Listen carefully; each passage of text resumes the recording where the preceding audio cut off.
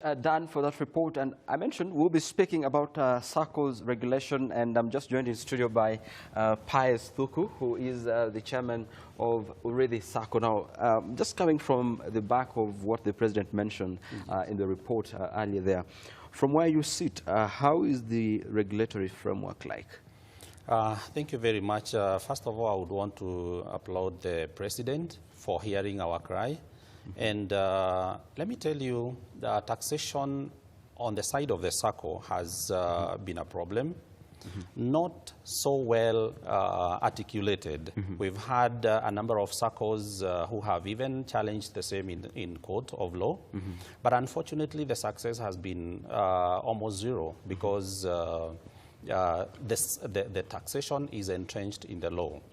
The taxation on cooperatives began 1st of January 1985, when the law was amended with the introduction of, that is the CAPS 470, was introduced a section 9A that included cooperatives as taxpayers.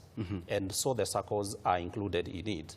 And the major concern that we have as cooperatives and as Saccos is where we are supposed to pay tax on our income. Gladly to say that, yes, Saccos make a little income. But the understanding that we have is that Saccos are not an investment. It is not an investment, but a means to investment. It is not an end by itself, but a means to providing and facilitating our members with the needed credit, finances to go and make investment. So then, having said that, yes, just put us into perspective. Yes. What impact will this change of law have on Saccos going forward? We expect to have a huge impact when this law is amended.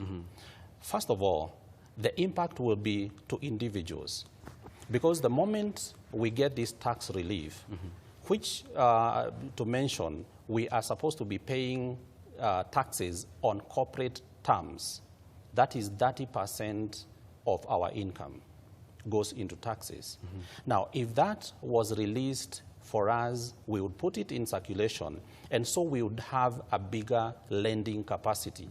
And so, at the moment, you'll find that most Saccos lend up to 3 times the savings of the member. But when we have this money in our hands, we shall be able to release it to circulation in such a way that somebody can be able to borrow 4 times, 5 times their savings. What does that imply? It means that this person has now a bigger capacity to go and make investment. If they are doing construction of buildings, they will be able to now be able to construct. If somebody is boosting their business, they will be able to do that a little more, with a little more ease.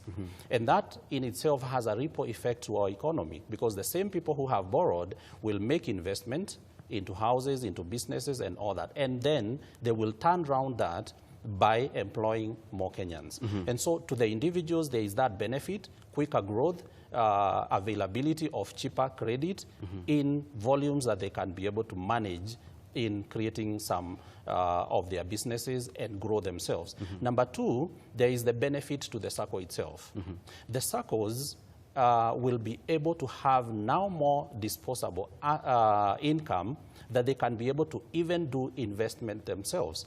We've seen the president launching the building that was constructed or bought by the Kenya Police Sacco.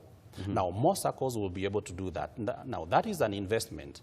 And with that kind of an investment, you are seeing more income, more employment, more development, more growth. And so our cry would be, when we get this tax relief, we lend more, money goes into circulation, people do business, and the government can tax them on the businesses out there, other than coming to tax them from the base. From the base. Yes. Now, as we wind up, looking at the impact of the relief that we're expecting, or that Saccos are expecting, you know, hypothetically speaking, how much in terms of volumes or percentage terms has it been towards the revenues of Saccos? As I've mentioned, we have a number of taxes that are imposed on us. One, there is the tax that goes, or that we withhold after taxing the bonus or the dividends of the members. So there is that taxation. Number two, we are also taxed on the remaining balance that is considered to be our income. And that is taxed at 30%, which we are supposed to give to the government. And so you are considering that slightly over a third of whatever we generate goes back to the government.